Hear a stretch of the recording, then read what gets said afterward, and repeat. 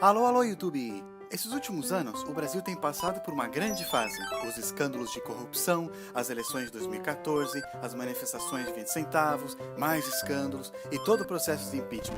Mas, acompanhando as reações das pessoas nas mídias sociais, algo vem me irritando assim profundamente. Esquerda-direita. Ninguém sabe o que é isso. Todo mundo escolhe um lado, talvez nem sabe direito o que o lado defende, mas mesmo assim concorda com tudo, escolhe um lado e sai pra aí pra discutir com os outros, usando palavras chiques, difíceis, fingindo que é inteligente, falando coisas que não tem sentido. Olha galera, sabe aquela linhazinha que todo mundo tá acostumado a ver quando fala de esquerda e direita? E todo o estereótipo que vem junto? Então, esquece por agora. Mas como assim, cara? Você tá errado, você é louco, blá blá blá. Calma, por que eu digo isso? Porque a definição que a maioria das pessoas pensam sobre esquerda e direita não existe mais hoje, não funciona mais. Em uma época no passado ela existiu, sim, mas com o tempo ela foi mudando e hoje simplesmente não dá mais, não funciona. Então antes de você agarrar sua bandeira e começar a xingar o outro lado, presta atenção aqui.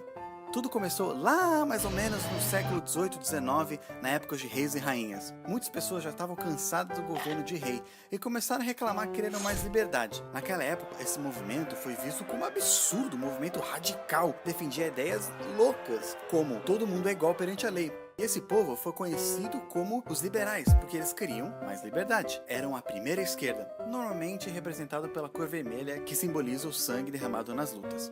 Já as pessoas que eram amigos do rei queriam deixar as coisas como estavam, porque sempre foi assim, tradições são melhores, e assim que as coisas sempre funcionaram, mais ou menos. Qualquer coisa diferente é levar as nações num caos. Essas pessoas ficaram já conhecidas como os conservadores, aqueles que queriam conservar as tradições. O povo da direita, normalmente representado por azul, mas isso nunca foi muito certo. Com o tempo a gente sabe que a esquerda foi ganhando, o povo foi tendo mais voz. Reis e seus amigos foram sumindo, deixando de existir, até que hoje ninguém apoia rei. Bem, quase ninguém. Mas o tempo não para. Novas gerações foram surgindo, novas ideias foram vindo também, ideias ainda mais radicais e mais liberais que antes, criando um novo grupo ainda mais para a esquerda da linha.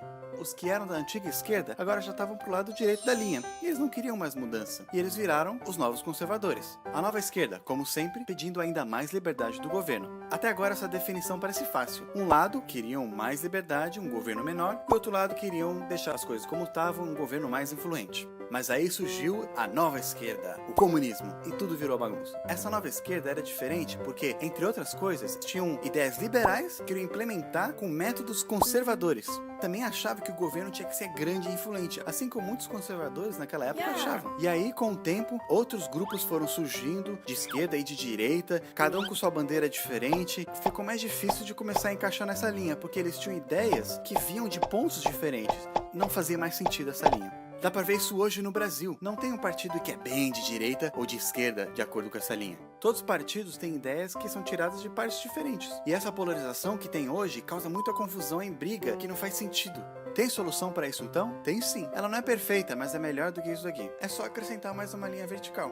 Como assim? Assim, ó. Uma linha fica questões econômicas e na outra linha fica questões sociais. Numa ponta fica o governo mais influente e na outra o governo menos. Olha só. Na linha horizontal fica a liberdade econômica, ou seja, com controle o governo tem na economia. Quanto mais para a esquerda, mais controle o governo tem. Essa sim é a famosa esquerda, que fala sobre projetos sociais, estatização, impostos mais altos para ricos, reforma agrária, etc. Até que na ponta fica o controle total da economia. Mas quanto mais para a direita você for, menos controle no governo. E assim é a famosa direita, com mercado livre, privatização, poucos impostos, lucro e etc. Na extrema ponta fica controle nenhum do governo na economia. Quando você quer discutir sobre economia, desemprego, salário mínimo, inflação, impostos ou qualquer um desses assuntos, é nessa linha que você vai ficar. Já outros assuntos como liberdade de expressão, discriminação, homofobia, feminismo, aborto, legalização das drogas, liberdade religiosa e vários outros são parte da outra linha, da liberdade social. A liberdade social é quanto o governo controla as suas liberdades individuais. Quanto mais para cima da linha você vai, mais controle o governo tem na tua vida social, até que o topo é controle total. Quanto mais para baixo, menos controle do governo, até que na ponta é controle nenhum.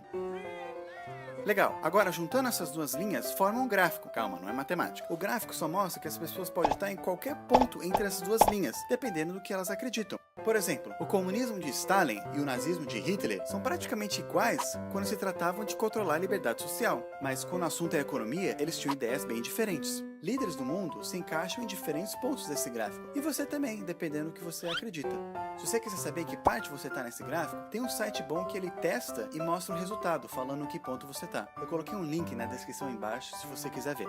Agora, eu espero que vocês parem de misturar as coisas. Se você estiver falando de economia, é na linha da direita e esquerda. Se você estiver falando de liberdades individuais, é na linha de autoritário e libertário. Ou seja, se você luta pro feminismo e é contra a homofobia, não quer dizer que você é esquerda. Ou se você é alguém religioso e é contra a legalização das drogas, não quer dizer que você é de direita, porque esses assuntos são da outra linha. Esse esquema é perfeito? Não, pode ter falhas, o mundo não é perfeito, mas é bem melhor do que a definição que todo mundo vem usando por aí. Agora a gente consegue ver melhor que mesmo as pessoas tendo ideias diferentes, ainda há coisas semelhantes. Não vamos esquecer que mesmo com pensamentos diferentes, todos nós no fundo temos o mesmo objetivo.